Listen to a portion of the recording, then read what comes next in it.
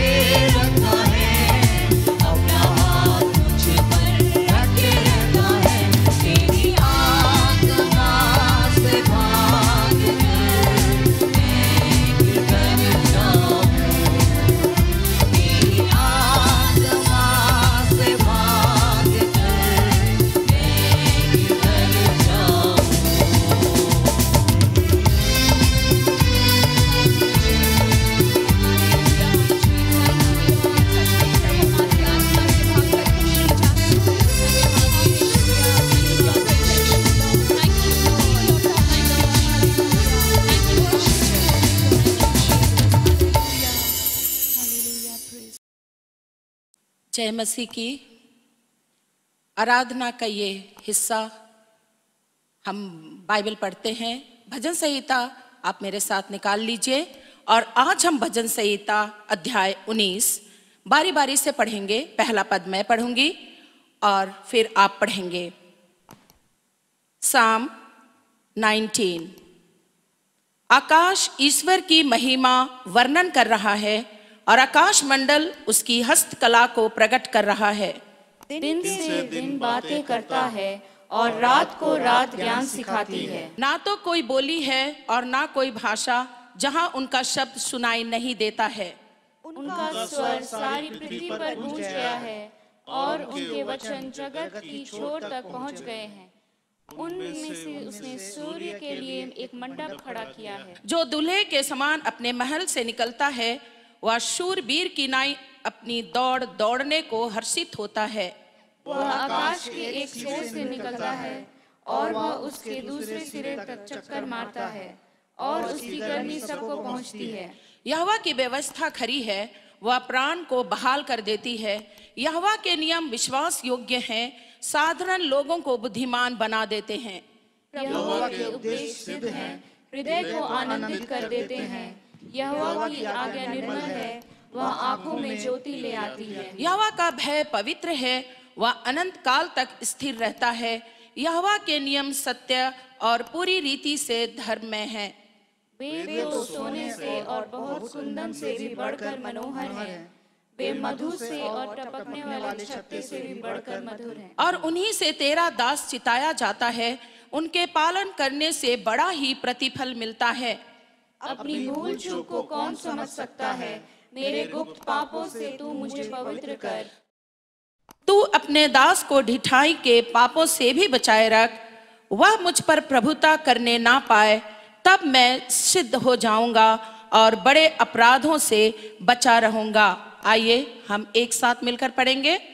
मेरे मुंह के वचन और मेरे हृदय का ध्यान तेरे सम्मुख ग्रहण योग्य हो।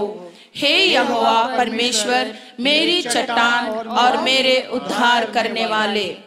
आज के इस भजन संहिता के पढ़े जाने पर परमेश्वर आशीष दे।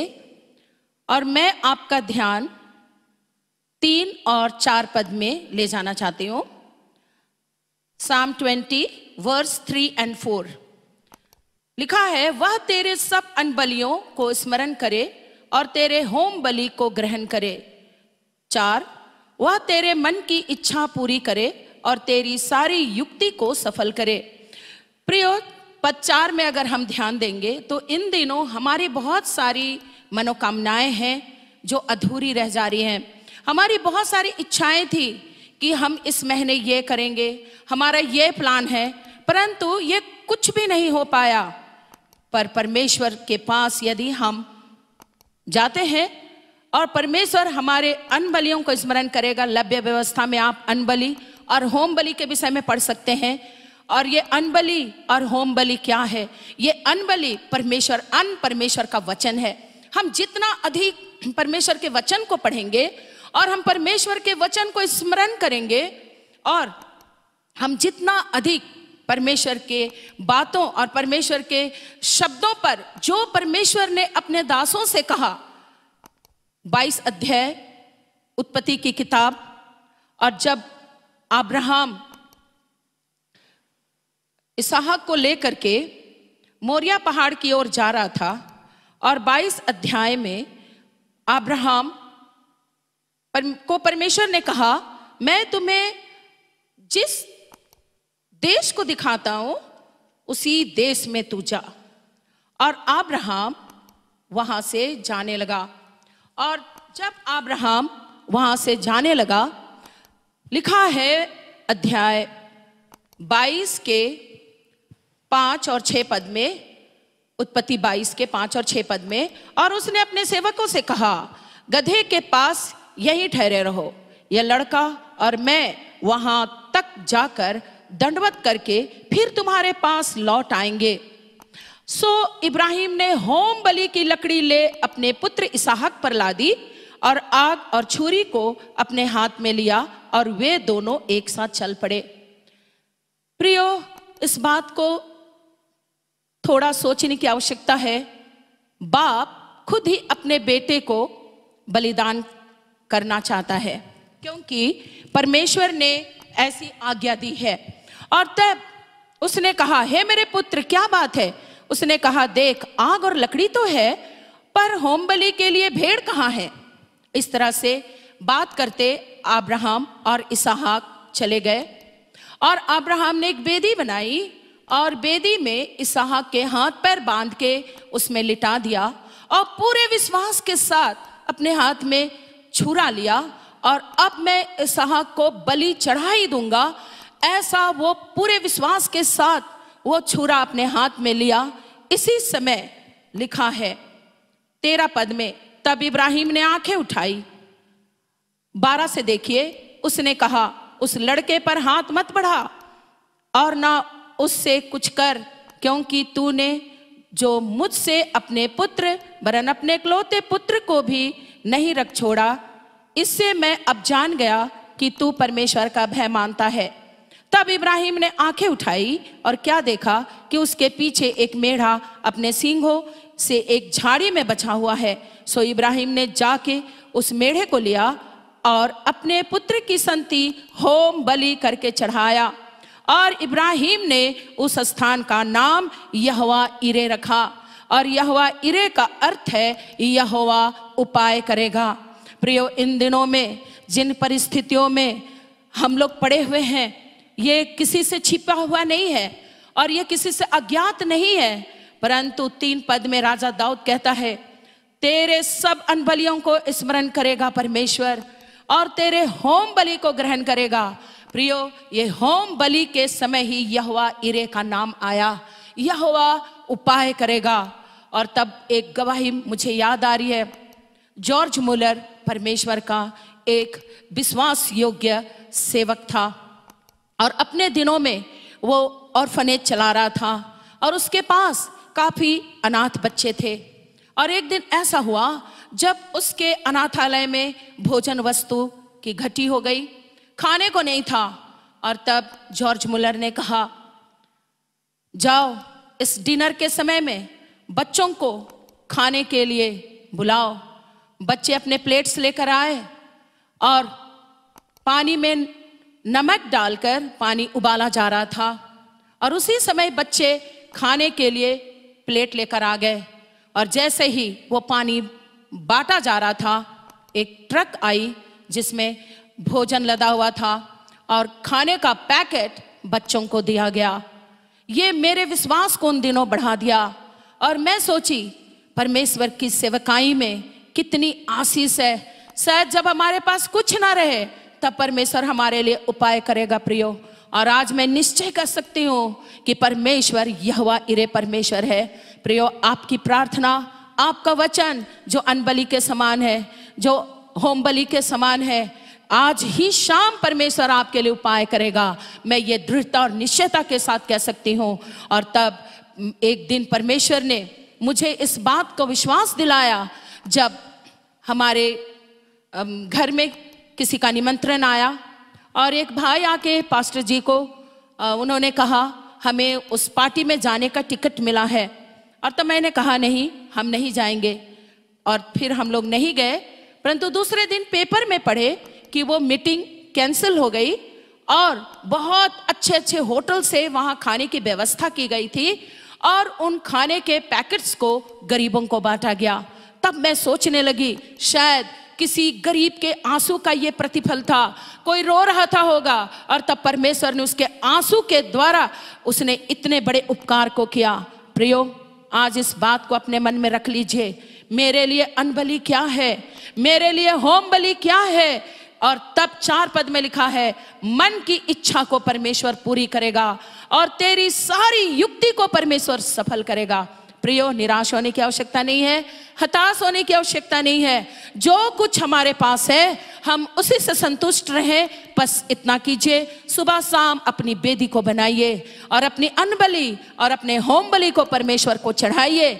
निश्चय परमेश्वर इस 2020 में आपके लिए बहुत बड़े बड़े अद्भुत कार्य करेगा। परमेश्वर आज के भजन संहिता के पढ़ने पर और आपसे इन छोटे से शब्दों में परमेश्वर आशीष दे। मैं चाहूंगी कि हम सब मिलकर परमेश्वर से प्रार्थना करें। आइए हम अपनी आंखें बंद करेंगे, हम प्रार्थना करेंगे। सर्वशक्तिमान अनुग्रहकारी प्रेमी पिता परमेश्वर, तू हमें अपनी आंख की पुतली के समान प्रेम करता है प्रभु। हम तेरे वचन को स्मरण करते हैं परमेश्वर, जो तूने कहा तेरे बाल भी गिने हुए हैं, तुम डरो नहीं, तुम बहुत गौरवों से बढ़कर हो।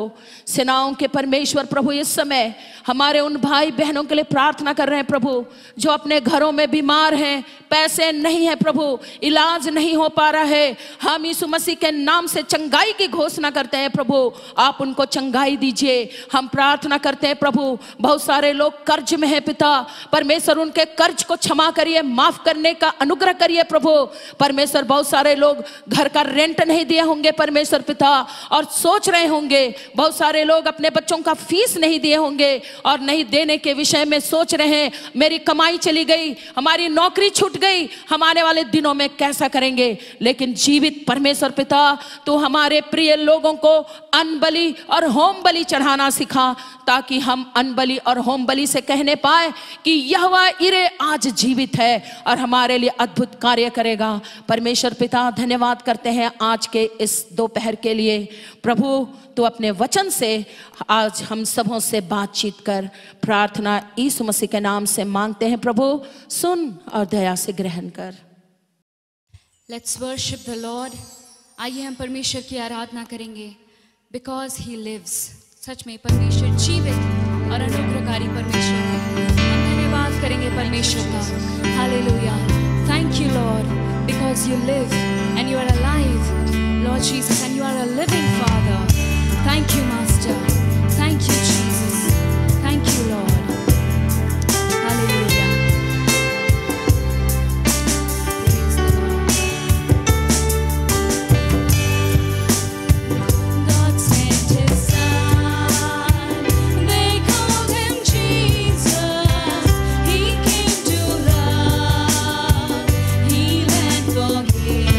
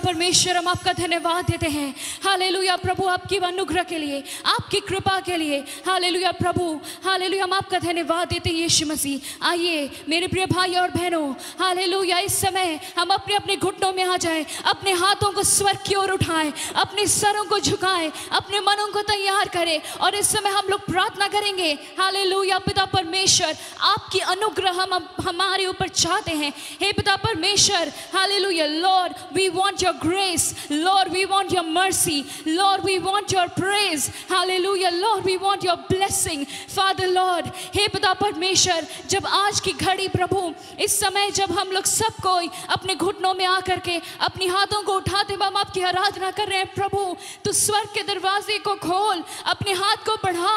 Lord, touch us, Master. Lord, fill us with the fresh anointing of the Holy Spirit.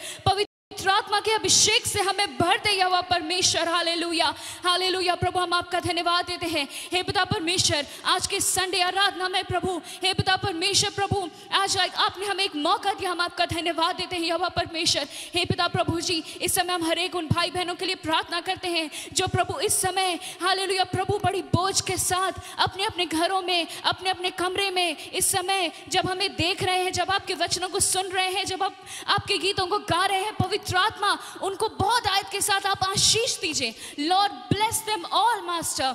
हे पिता परमेश्वर प्रभु, हालेलुया प्रभु, अगर कोई भाई बहन ऐसे हैं जो पहली बार हमसे जुड़े हैं, हे पिता परमेश्वर बहुत आयत के साथ आशीष दीजिए प्रभु जी. Hallelujah. Lord fill them with the new touch, fill them with your blessing, fill them with your peace and joy, Lord Jesus. Hallelujah. And love, Lord. Hallelujah. हे पिता परमेश्वर, हम इस समय प्रार्थना करते हैं यहोवा खुदावन बाप, हालेलुया प्रभु जी, जब ये पूरी महामारी पिता परमेश्वर चारों तरफ फैला हुआ है, फिर से एक बार प्रभु जी हालेलुया इस कोविड-19 की शक्ति को हम यीशु के लहू से रौंद देते हैं. हे पिता परमेश्वर, ये लॉकडाउन एक्सटेंड होते जा रहा है पिता परमेश्वर. Lord, we bind it and we curse it and we claim victory over this. Hallelujah.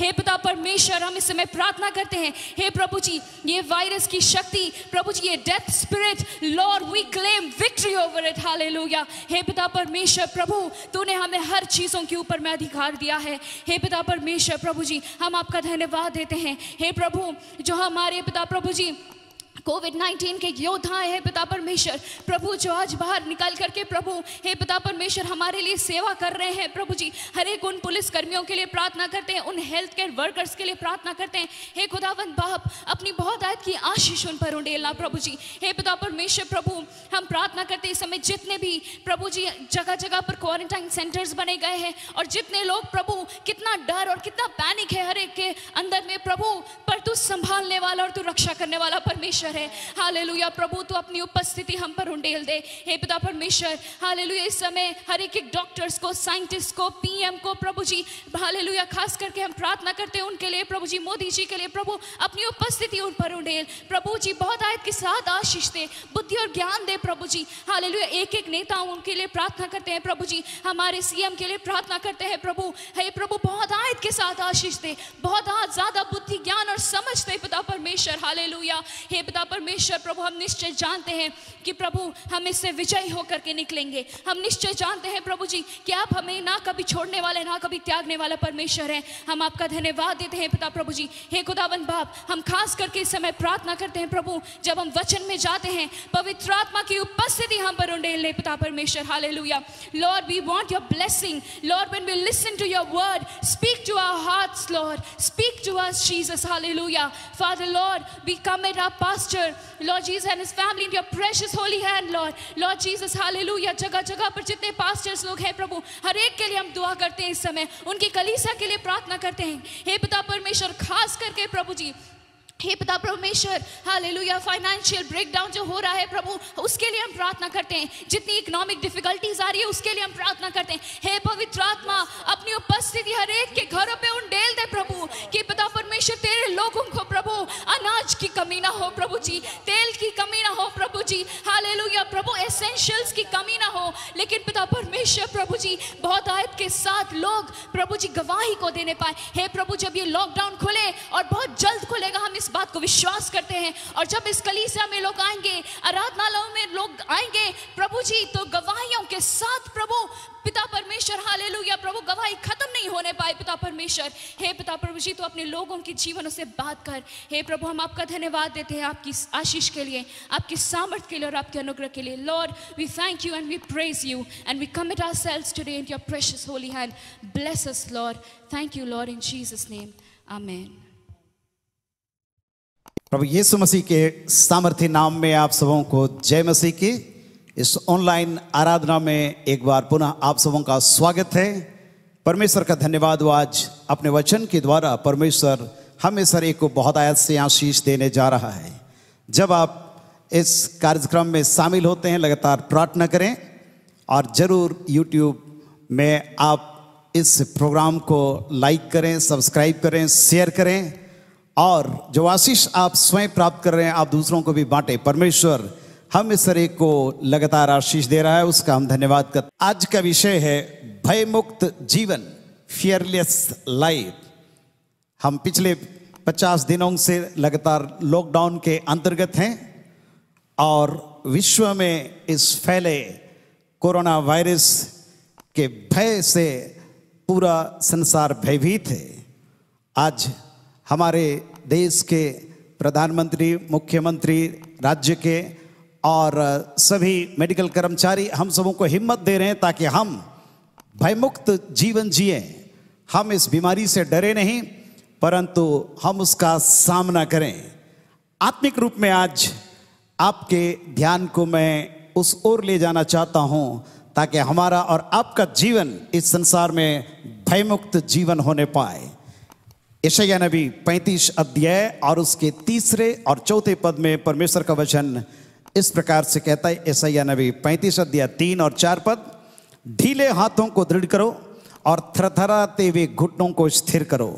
घबराने वालों से कहो हियाव बांधो, मत डरो, देखो तुम्हारा परमेश्वर बदला लेने और प्रतिफल देने को आ रहा है। हाँ, परमेश्वर आकर तुम्हारा उद्धार करेगा। हालेलुया। परमेश्वर का हम धन्यवाद करें इस वचन के लिए। आज वो परमेश्वर हमें सर एक को दृढ़ करना चाहता है, हमारे घुटनों को स्थिर करना चाहता है, हिम्मत देना चाहता है, हमारे डर और भय को समाप्त करना चाहता है।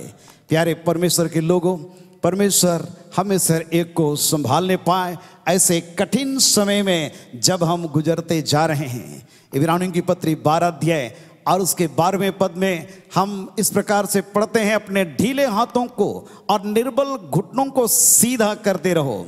परमेश्वर हमें से एक को आज आगे बढ़ते हुए देखना चाहता है। यशायाह नबी निराश रहने वाले परमेश्वर के लोगों को हिम्मत देता है कि परमेश्वर के लोग डरे नहीं, घबराए नहीं।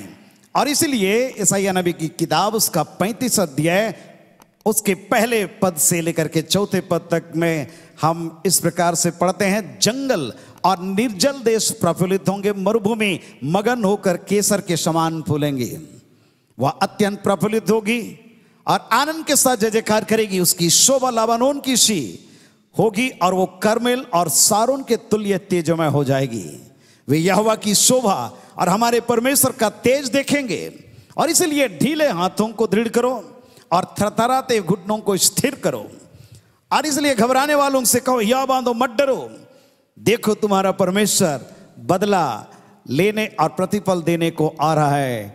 निश्चित रूप से परमेश्वर आकर मेरा आपका उद्धार करेगा। हालेलुया।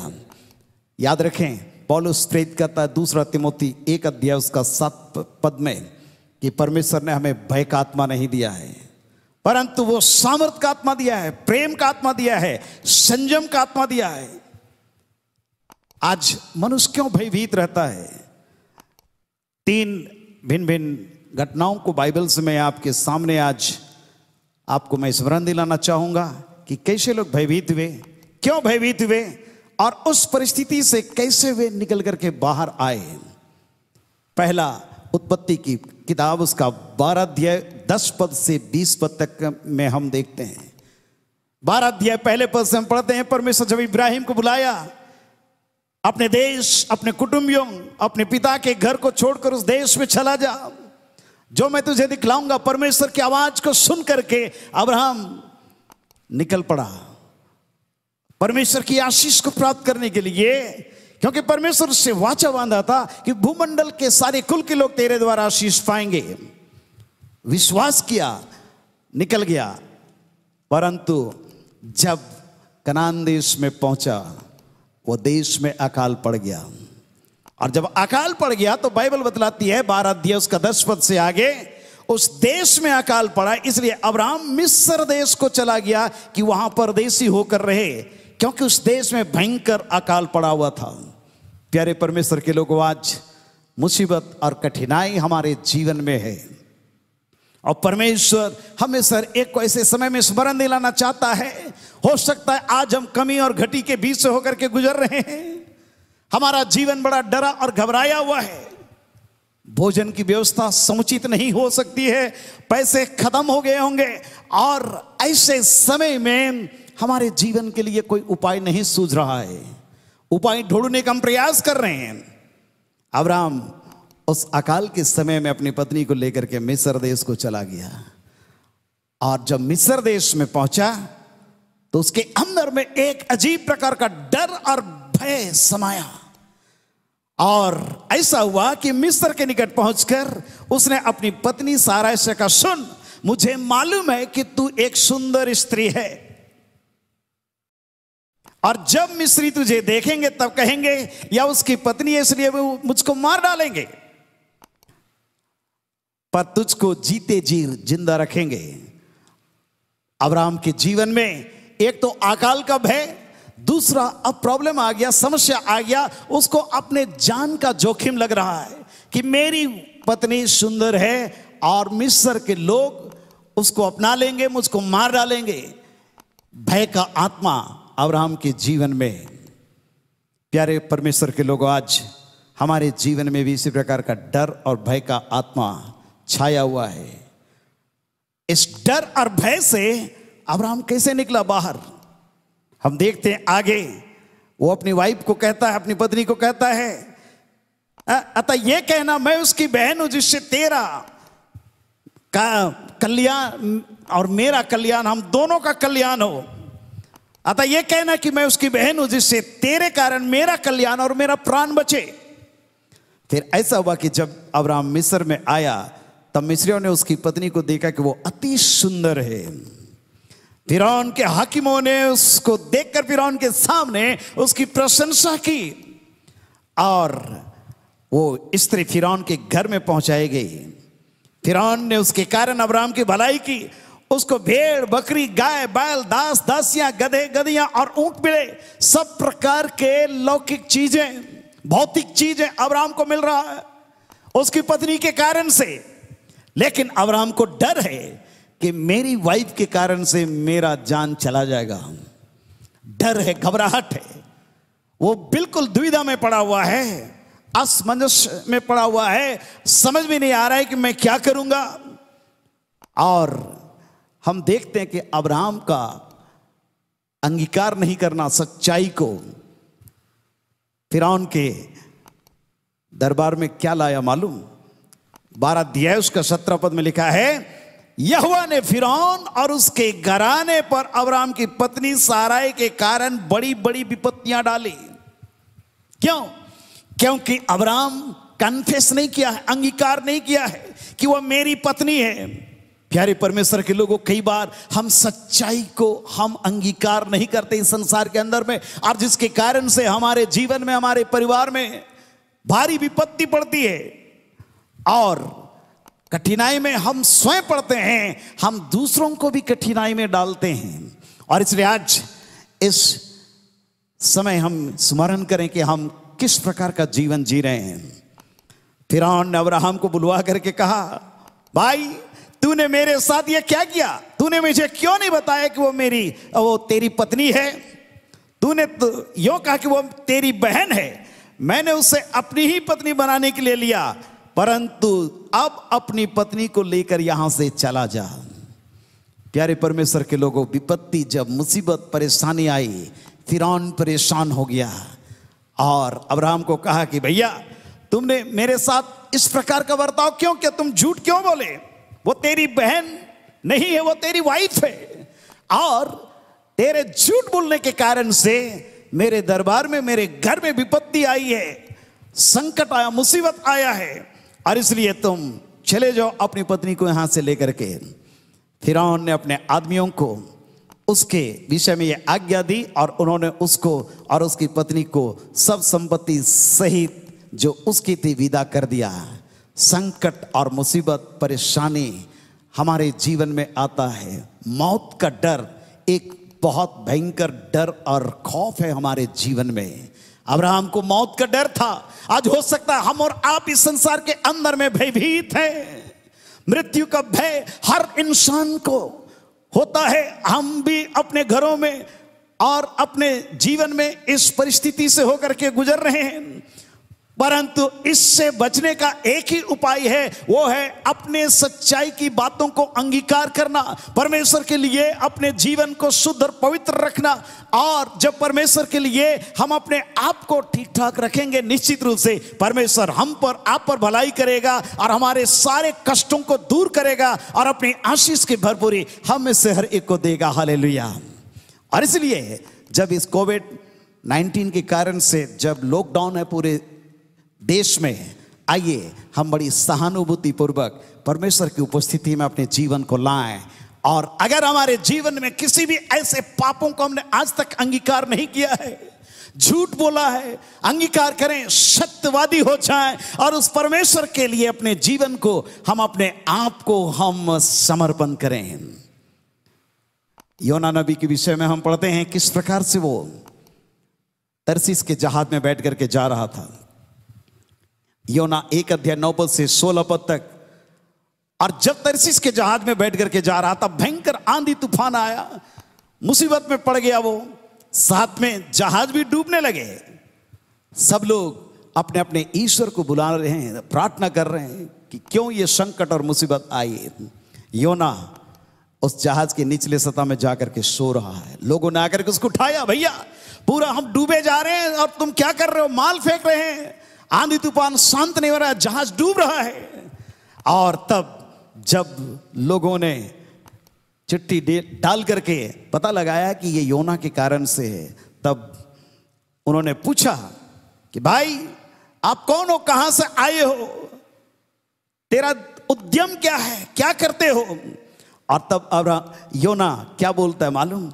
योना 1 अध्याय उसका 9-10 पद में लिखा है, उसने उनसे कहा मैं इब्री हूं और स्वर्ग का परमेश्वर यहोवा जिसने जल स्थल दोनों को बनाया है उसी का भय मानता हूं।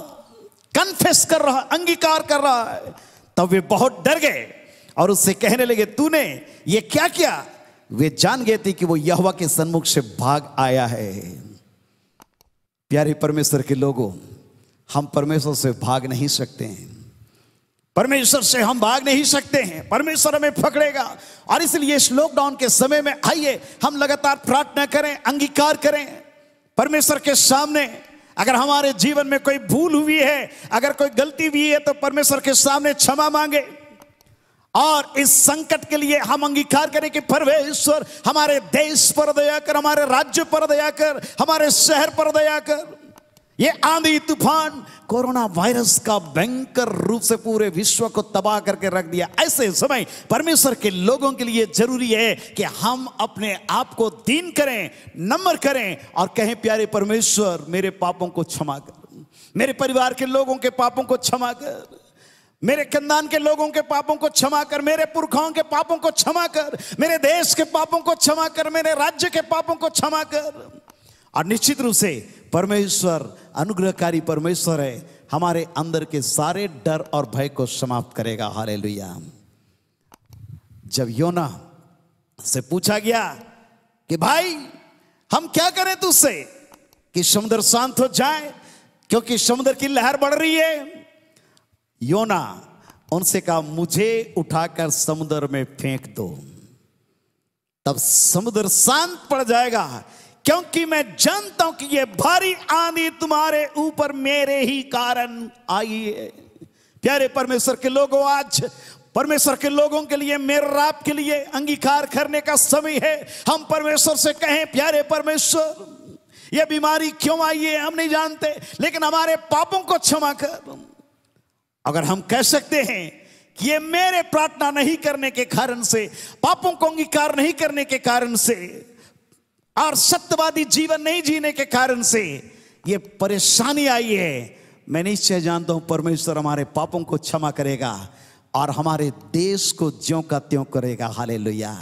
दूसरा इतिहास उसका 7 अध्याय 14 पद में लिखा है, यदि मेरी प्रजा के लोग जो मेरे कहलाते हैं दीन होकर के प्रार्थना करो, मेरे दर्शन के खोजी होकर के अपनी बुरी चाल से फिरे, तो मैं स्वर्ग में से सुनकर उनके पाप को क्षमा करूंगा और उनके देश को ज्यों का त्यों कर दूंगा, चंगा कर दूंगा। हालेलुया। ये है परमेश्वर का वचन। और योना डरा नहीं समुद्र की गहराई में जाने के लिए। मौत उसको डराने नहीं पाया। और हम जानते हैं कि लहर थम गई और परमेश्वर योना को समाप्त नहीं किया, लेकिन एक बड़ा सा मच्छ ठहराया था जो योना को निगल लिया। और योना उस मगरमच्छ में के पेट में 3 दिन और 3 रात में पड़ा रहा। हालेलुया। और ये मगरमच्छ उसको डाइजेस्ट नहीं किया, परंतु तीसरे दिन के बाद योना उसको स्थल में उगल दिया। योना नबी की किताब 2 अध्याय में योना की प्रार्थना है। आप इसको गौर से पढ़ें किस प्रकार योना प्रार्थना करता है। और जब प्रार्थना कर रहा है अंगीकार करते हुए, ओ प्यारे परमेश्वर के लोगों, यहोवा ने मगरमच्छ को आज्ञा दिया और योना को वो स्थल में उगल दिया।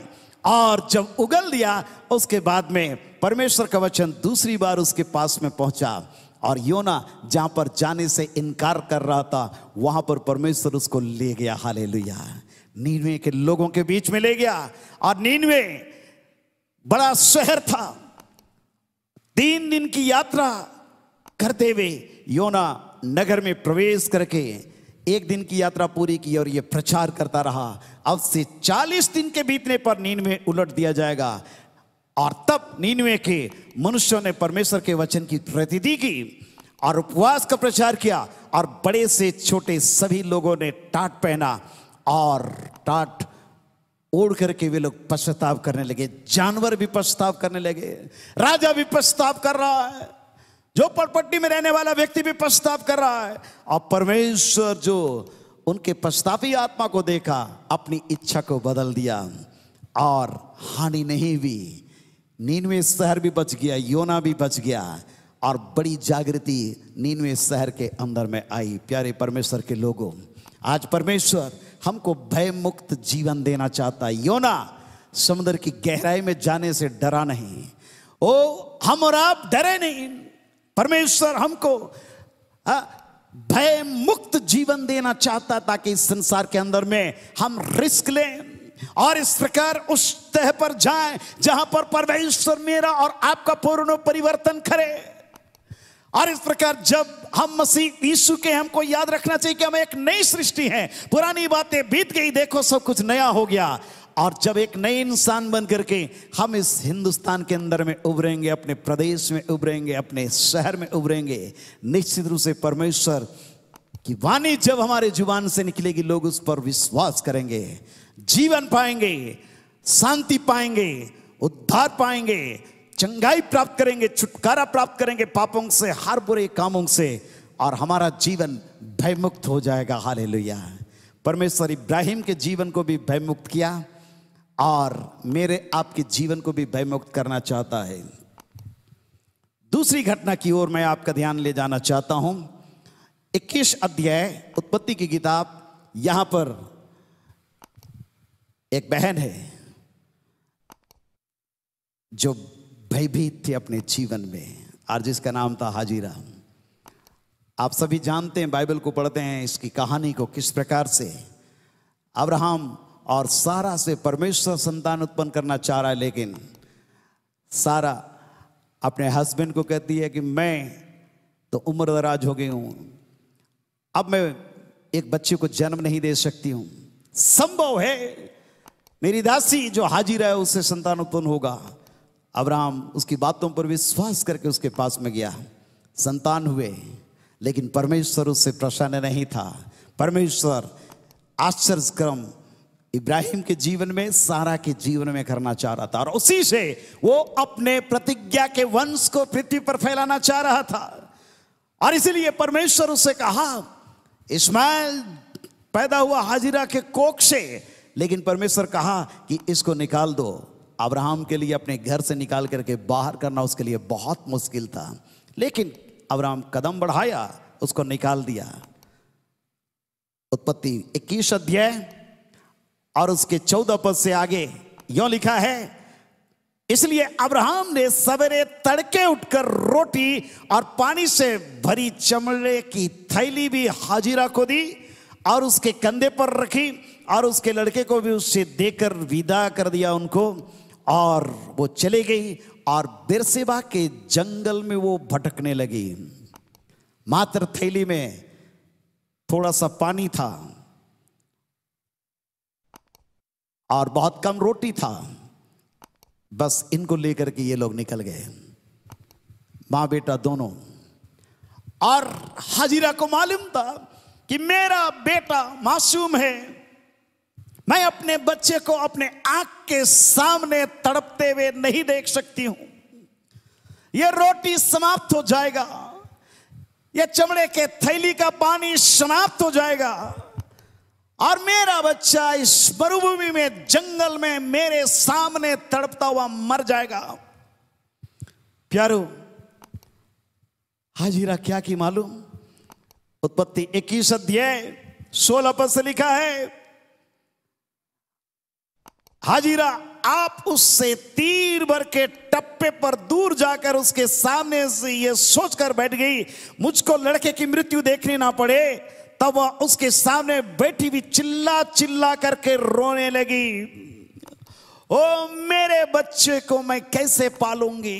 रोटी समाप्त हो जाएगा, थैली का पानी समाप्त हो जाएगा, जो चमड़े का थैली उन दिनों में लोग इस्तेमाल करते थे।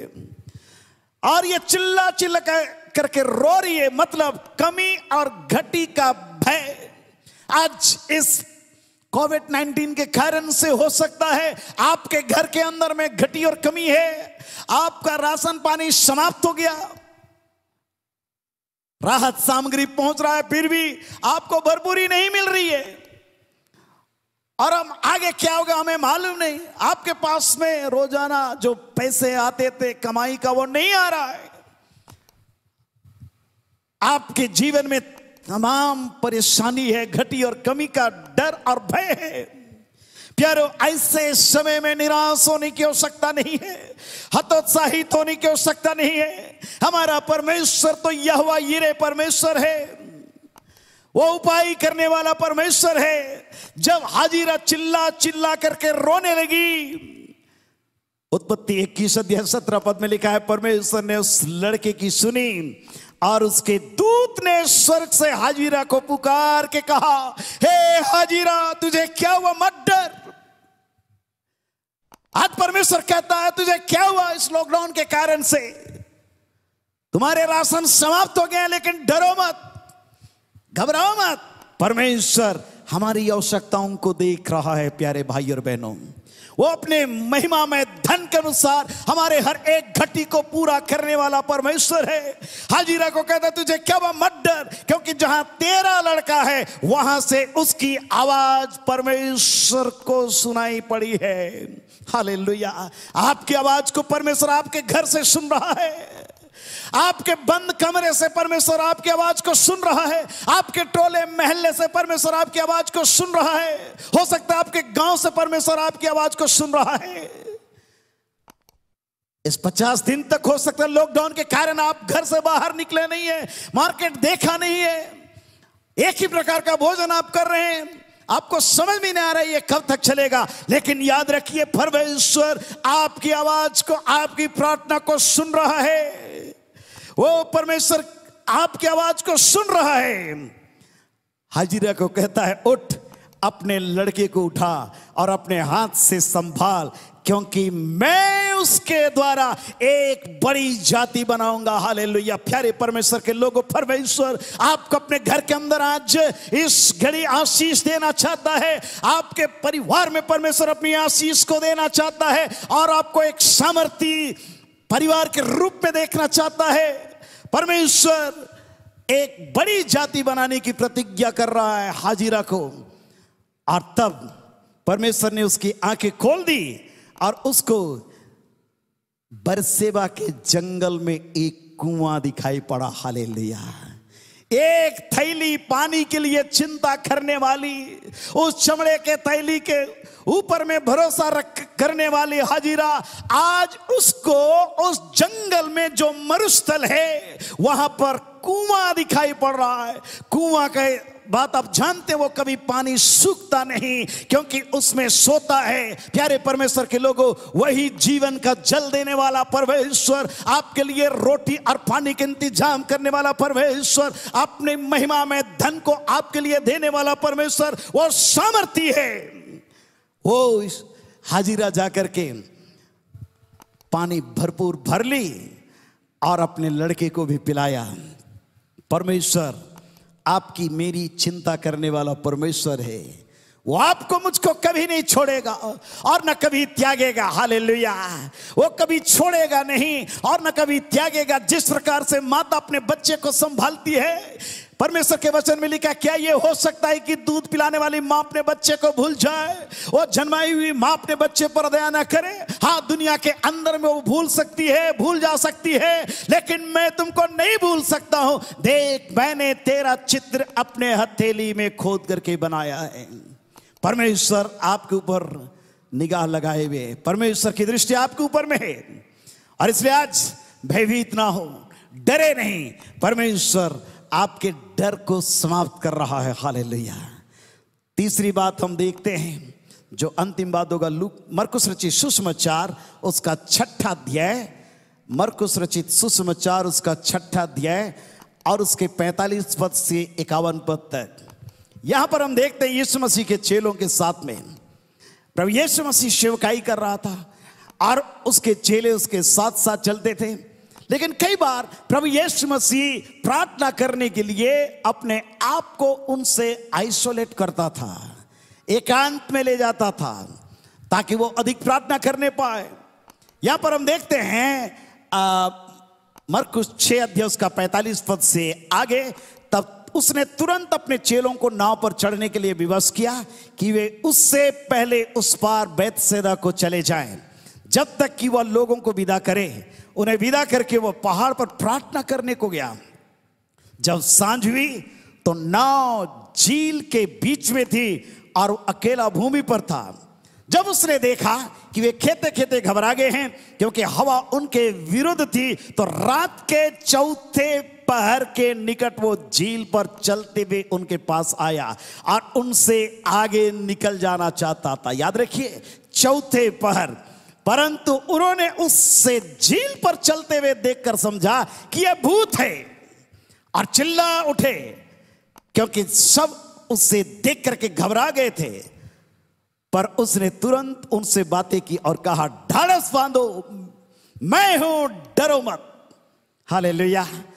तब वो उनके पास नाव पर आया, हवा थम गई और वे बहुत ही आश्चर्य करने लगे। प्यारे परमेश्वर के लोगों, आज जब हम संकट और मुसीबत से घिरे हुए रहते हैं, प्रभु यीशु मसीह की अनुपस्थिति हमारे जीवन में, हमारे परिवार में जब रहती है, हमारे अंदर में भी इसी प्रकार का डर और भय आ जाता है। जब कोई बीमार हो जाता है, जब हमारे जीवन में कोई बातों को लेकर के तनाव हो जाता है एक दूसरे के साथ, जब हम डिप्रेशन में जाते हैं, जब कमी और घटी होती है, विभिन्न प्रकार की समस्याएं आज हमारे जीवन को भयभीत करता है। और ये उस तूफान के समान है जो चेलों को तबाह करके रखा था। उनको समझ में नहीं आ रहा था कि हम कैसे आगे बढ़े। परंतु चौथे समय, यह 4था समय बड़ा महत्वपूर्ण समय है। रोमन साम्राज्य के समय रात को 4 भागों में बांटा गया था। 6 से 9 बजे तक का रात, यह पहला पहर। 9 से 12 बजे रात का समय दूसरा पहर। 12 बजे से 3 बजे का समय तीसरा पहर। और 3 बजे से 6 बजे का समय चौथा पहर। हालेलुया। हम अक्सर कहा करते हैं कि परमेश्वर के लोगों को अर्ली मॉर्निंग, प्रातःकालीन प्रार्थना करना चाहिए।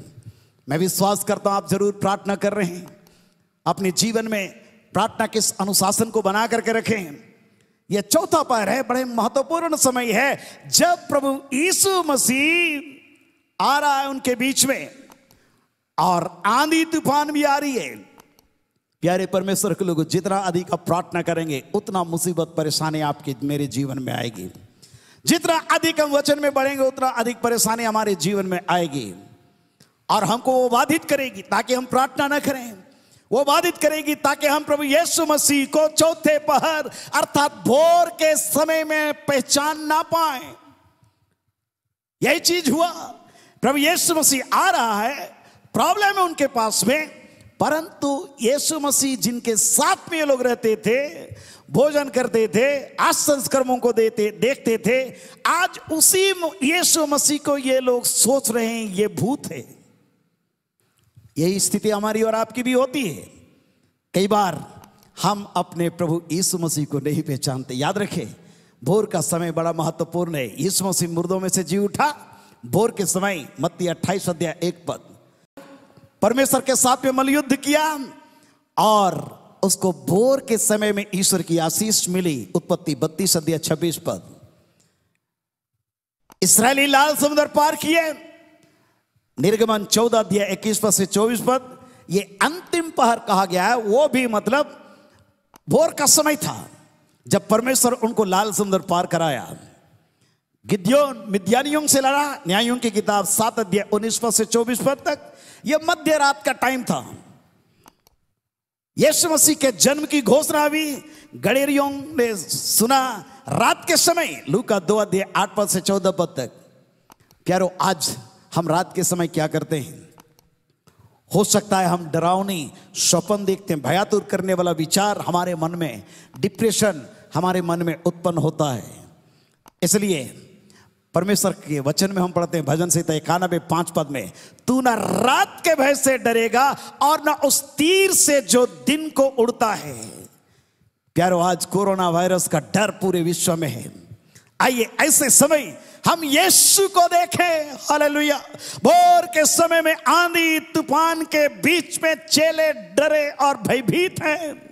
रात के चौथे पर यीशु मसीह को देखा, वे लोग सोच रहे हैं ये भूत है। परंतु पतरस के समान हिम्मत के साथ में कहें, यदि यीशु मसीह तू है तो मुझे पानी पर चलने की आज्ञा दे, मैं आपके पास आना चाहता हूं। हिम्मत किया, डर को समाप्त करने के लिए कोशिश किया। और पतरस नाव से उतर करके यीशु के पास जा रहा है, लेकिन हलकोरा जब लग रहे हैं उसको भी डर लगा। तुरंत यीशु मसीह उसके हाथों को थाम लिया और वो भी नाव पर आ गया और आंधी तूफान स्वाभाविक रूप से यीशु मसीह की उपस्थिति के कारण से शांत हो गई। प्यारे परमेश्वर के लोगों, परमेश्वर आश्चर्य कर्म करने वाला, डर और भय को समाप्त करने वाला परमेश्वर है। इस आंधी तूफान को परमेश्वर बंद करने की सामर्थ रखता है। बेरशेबा के जंगल में हाजिरा जब निरुपाई थी, परमेश्वर कुआं का प्रबंध कर सकता है। अब्राहम जब सत्यवादी नहीं होता है, समस्या आती है, लेकिन जब वो अंगीकार करता है, परमेश्वर उसको आशीष देता है। योना जब अंगीकार करता है, परमेश्वर उसको भी आशीष का कारण बनाता है और नीनवे नगर जो इतना बिगड़ा हुआ था, परमेश्वर की दृष्टि में वहां पर ले जाता है। वहां पर सारे लोग मन फिराते हैं। प्यारे परमेश्वर के लोगों, आज हम प्रार्थना करने जा रहे हैं, परमेश्वर हमें से हर एक को आशीष दे। हमारे ढीले हाथ दृढ़ हो जाएं, थरथराने वाले घुटने मजबूत हो जाएं। निश्चित रूप से वैश्विक महामारी दूर होगा और ईश्वर की आशीष को हम अपने भूखंड में देखेंगे। ईश्वर की आशीष को हम अपने देश में देखेंगे। ईश्वर की आशीष को हम अपने राज्य में देखेंगे, अपने शहर में देखेंगे और परमेश्वर की महिमा से ये पूरा पृथ्वी भर जाएगा। हालेलुया। आइए अपनी आंखें बंद करें, हम प्रार्थना करें इस वक्त। हालेलुया। सब अपनी आंखें बंद करें, हम परमेश्वर का धन्यवाद करें। उसकी दया, उसकी करुणा हमारे जीवन में है। Hallelujah, hallelujah, hallelujah, hallelujah. परमेश्वर हमको भयमुक्त जीवन देना चाहता, fearless life. He wants to give us fearless life. परमेश्वर के सामने घुटना टेके और कहें, प्यारे परमेश्वर, मैं अंगीकार करता हूं, Lord I confess my sin before you Lord. Hallelujah. तेरे सामने मैं अपने पापों को मान लेता हूं। प्रभु से कहें, प्रभु मौत का डर मुझको है। Lord I have fear of death. God remove this fear from my life. मेरे परमेश्वर, मेरे जीवन से मृत्यु का डर और भय को समाप्त कर दे। आंधी तूफान घटी और कमी मेरे जीवन में है, परमेश्वर इसका डर और भय मेरे अंदर से समाप्त कर दे। मेरे जीवन में एक नया काम कर परमेश्वर पिता। Hallelujah, hallelujah. प्यारे परमेश्वर के लोग घुटनों में आकर के प्रार्थना करें, अपने हाथों को स्वर को उठाते करके प्रार्थना करें। परमेश्वर आपके जीवन में अद्भुत कार्य करेगा। हालेलुया। अनुग्रहकारी महान सर्वशक्तिमान पिता, यीशु नासरी के नाम में हम आपके चरणों के निकट पाते हैं। भय मुक्त जीवन देने वाला परमेश्वर, कई बार हमारे जुबान के अंगीकार नहीं करने के कारण से हमारे जीवन में प्रभु जी विपत्ति आती है। प्रभु हमें क्षमा कर। हम अपने पापों को तेरे सामने मान लेते हैं। हम पर दया कर प्यारे परमेश्वर। जब हम मरुस्थल में रहते हैं, जंगल में रहते हैं, हमारे अंदर में डर और भय रहता, प्यारे परमेश्वर दूर कर। बेरसेबा के जंगल में कुएं का इंतजाम करने वाला परमेश्वर, उस आंधी तूफान को थामने वाला परमेश्वर, हमारी आंखें खोल ले ताकि परमेश्वर जैसा तू है हम आपको पहचानने पर प्यारे प्रभु जी। हालेलुया। अपने जीवन को हम तेरे हाथ में समर्पण करते इस वक्त हम प्रार्थना करते हैं, एक एक प्रियों के ऊपर आपका सामर्थ्य हाथ बढ़ने पाए। एक एक परिवार में हर प्रकार का बंधन और हर प्रकार का श्राप और अभिशाप, बीमारी की शक्ति यीशु नासरी के नाम में समाप्त हो जाए और तेरी अलौकिक सामर्थ्य के ऊपर में छाया करे प्यारे परमेश्वर पिता, ताकि प्रभु परमेश्वर तुझ में होकर के हम भय मुक्त जीवन जीने पाए। हम तेरे सामर्थ्य हाथ में छोटे बच्चों को, जवानों को, बुजुर्गों को, एक एक भाई बहनों को हम अर्पण करते हैं। पापों को क्षमा कर, भय मुक्त जीवन दे, आशीष की भरपूरी हम में से हर एक को दे प्यारे परमेश्वर। अपनी शांति जो समझ से परे है हमारे हृदय में बहुत आयत से दे, यीशु नासरी के नाम में मांगते हैं, आमीन। अब हमारे प्रभु ख्रिस्ट का अनुग्रह, ईश्वर पिता का प्रेम और पवित्र आत्मा की सहभागिता हम सबों के संग सदा सर्वदा होती रहे, आमीन। परमेश्वर आप सबों को आशीष दे। लगातार ऑनलाइन हम इसी प्रकार से जब तक कि लॉकडाउन का समय है आराधना करेंगे। अपने मित्रों को, परिवार के अन्य सदस्यों को भी आप शेयर करें, सब्सक्राइब करें, लाइक करें, कमेंट जरूर करें, ताकि हम लोग और बेहतर बातों को हम सोचने समझने पाएं। प्रार्थना करें लगातार ताकि परमेश्वर हम में से हर एक को आशीष दे और ईश्वर के वचन को लगातार हम इसी प्रकार से सुनते हुए आगे बढ़ते जाएं। परमेश्वर आप सबों को बहुत आयत से आशीष दे। धन्यवाद।